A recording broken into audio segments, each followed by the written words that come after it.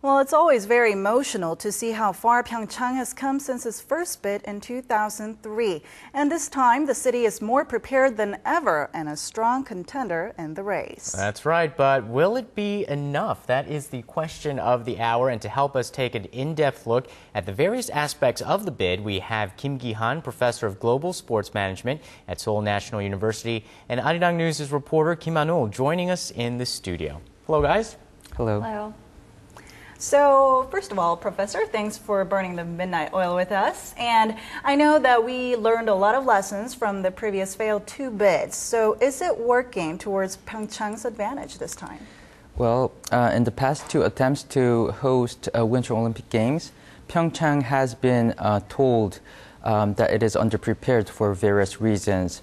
Like the city has a very low level of awareness, and the national team of Korea does well only in a very specific sporting events such as short track speed skating, and the venues were not ready yet.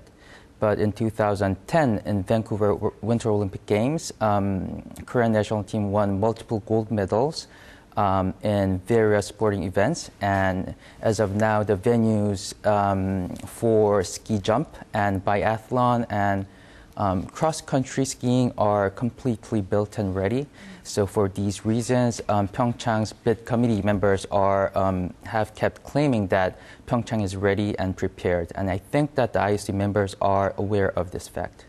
And they also say that not only are they ready with all of the venues, it's that it's going to be a very well-designed and compact venue to make it very convenient for all of the participants. Yes, another strength of PyeongChang this time is the proximity of venue in which the Olympic Games will be hosted.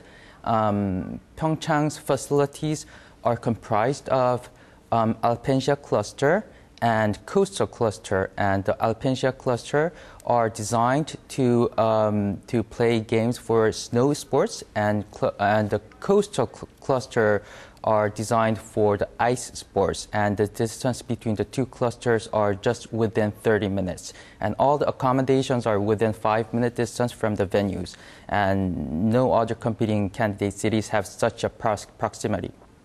Great. Okay, well, Hannah, we just heard that PyeongChang's geographical layout will save a lot of travel time between games and facilities. And we also know that one of PyeongChang's strong bargaining chip is its DREAM program, which other candidates don't have. Exactly, and the DREAM program, which started back in 2004, has been running consistently, and it actually gives an opportunity to children who come from countries where winter sports are not available, and really giving them an opportunity to participate and to experience winter sports in Korea. And so far, 935 youths and 57 countries went through this program, and it also produced between 12 athletes who compete internationally. And this year, the DREAM program was held for 10 days in early February, attracting 156 young athletes from 17 countries who participated in various snow and ice sports. And the officials hope to actually bring this program and make it into an Olympic spirit. And also, it seemed like the PyeongChang committee's efforts are really been paying off, because last weekend, South African figure skater Tamara Jacobs, who participated in this DREAM program when she was only 13, she actually met with Korea's star figure skater Kim Yeona in her hometown Durban, and said that she owes her current figure skating career to the DREAM program.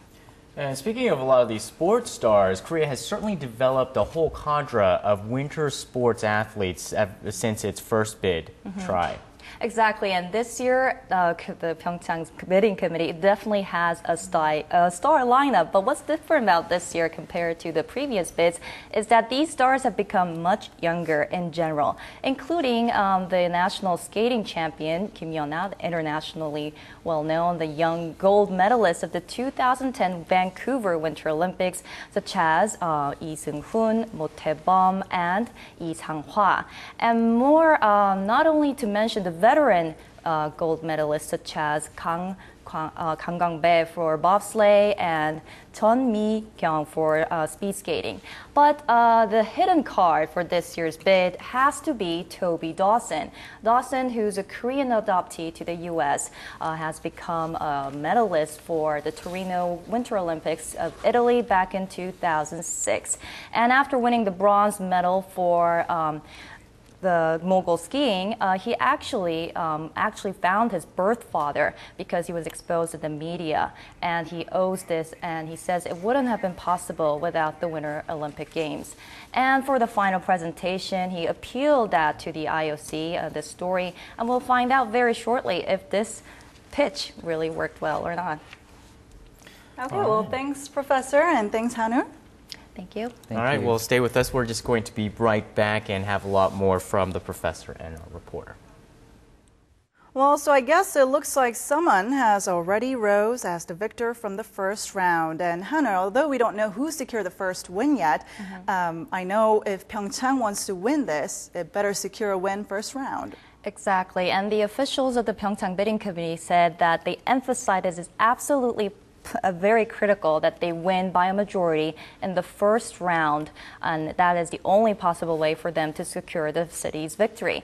And most observers in Durban, including Reuters, are speculating that PyeongChang will get 50 votes in the first round, which is actually enough to win the bid. So the scenario of the vote going to the second round won't happen now because PyeongChang and Munich actually going head-to-head won't happen for now, but if that was the possibility, then there could be something like a European favoritism where on-seats votes will go all towards the city of Munich.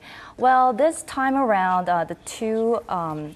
PyeongChang actually came in the second place. Actually, in the previous bids, PyeongChang always came in the second place. It lost to Canada's Vancouver in 2003, and Russia's Sochi in 2007. So luckily, this time that won't happen again since we already have a victor from the first round. But this time around, actually, there will be something a little bit different going on this time because France, Italy, and Spain, they are heading towards the 2020 Summer Olympics. And what's important here is since there wasn't an example of a same continent hosting the Winter and the Summer Olympics consecutively on the same continent. So these European countries who want to host the Summer Olympic Games could actually send their votes to PyeongChang. And along the same line, Japan and possibly China, they're also eyeing the 2020 Summer Olympics. So building an Asian voting alliance is something that's probably not going to happen this time. So a lot of these future Olympics, they really shape some of the politics of this current vote. But Professor, if Munich is indeed the head-to-head competition for PyeongChang, what are some of their attributes that may make them the winner? One of the strengths of Munich is, I think, the strong leadership of one of the German IOC member, Mr. Thomas Bach. He is the current vice president of IOC, and he has a very high chance to be elected as the next IOC president. So I must assume that there are many IOC members who are willing to vote in favor of Germany because of the fact that the German IOC member, Mr. Thomas Bach, is the strongest candidate for the next IOC president. But at the same time, PyeongChang, I think, don't have to be disappointed too much because there are a lot of IOC members who do not like the idea of Germany hosting the Olympic Games and at the same time having a German IOC member being the next IOC president. So I think those IOC members will vote against Germany. And so at this time, I think we know that Mr. Thomas Bach will play an important role in this vote, but we still don't know how it's going to affect the result of the vote.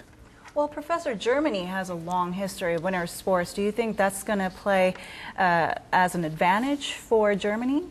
Yes, another strong point of Germany is it really has a long and rich history in its winter sport.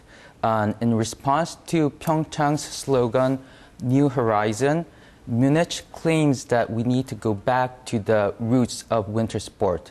And in fact, Germany has participated in the Winter Olympic Games since 1928, and they have won like 128 gold medals and 129 silver medals and 101 bronze medals in the history of Winter Olympic Games, and no other countries in the world was able to reach such a record. Right, so those are some of the really strong highlights of Germany. But Hanul, I want to ask you about France and their city of Annecy. They have the majestic Alps, and of course they always say you shouldn't underestimate the underdog. What are their shots? Well, you're right. You can never underestimate the underdog, but probably Annecy will be the first to actually drop from the bid, because France's Annecy was most likely candidate city to drop this bid because of the funding issues and the lack of support from the local people. And the Annecy bid committee did go through some ups and downs. Well, back in December, Edgar Grohihong resigned as the bid leader, frustrated by the committee's lack of funding, and he was also replaced by French entrepreneur Charles Bigbidi. And over 13,000 people actually signed a petition saying that they don't want the Winter Games to be happening in France. And the group calls the demands of the IOC something unacceptable, and it also is blaming the event for causing environmental damages, and also for public spending with long-term debt. But Annecy does have a spectacular backdrop, though, which is the Alps, and the IOC loves that. And it has been really focusing on the fundamentals. It also has been really having a stable financial support from the government, and also good transportation system, including the railroad and also other facilities. All right, so it looks like it's a cross between the French Alps or Germany's tradition of winter sports, or the new horizons that PyeongChang will bring. So I guess we only have a few more minutes to wait and see. Well, thanks, Hanu, and thank you, Professor. Thank we'll you. see you in a bit. So it looks like the Olympics have to come back to Asia, but now that they're going to be in Asia and in PyeongChang, let's talk about some of the support that the residents have been pouring on PyeongChang, and how that's going to make the Olympic experience a wonderful one. Absolutely, and there's been tremendous support going on in PyeongChang. As many of you know, PyeongChang has had the highest approval rating in terms of both nationwide and local support. 87% of Koreans support the bid, while 92% of PyeongChang residents supported it. And PyeongChang's close rival, Munich, was falling behind in this number. And looking at the number, it was only 53% of the city's residents who supported the Winter Games, while only that number stood at 56% for Germans at large. Well, for you, Professor Kim, I guess the advantages of PyeongChang must have really stood out to the IOC. What maybe the compact layout, or do you see any other reasons that might have stood out to the IOC?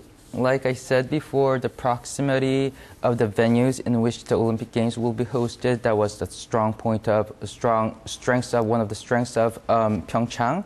And like I said, PyeongChang's facilities are comprised of 2 clusters, and both clusters are within 30-minute driving distance, and that's such a benefit to PyeongChang. And you know, like we said earlier, traditionally Asia is not really known for winter sports, but now do you think PyeongChang has played the Asian token? You know, do you think it worked this time? Yeah, that was another good strategy, I think. One of the strengths of PyeongChang compared to other competing cities is that it has a very good cause. I mean, except for Japan, no other Asian country was able to host Winter Olympic Games in the history. And that might be one reason why winter sports are less popular in Asian countries. So for that reason, PyeongChang's bid committee has kept claiming that PyeongChang can really have a huge impact on spreading the winter sports to the countries in Asia, and no other competing candidate cities were able to do that.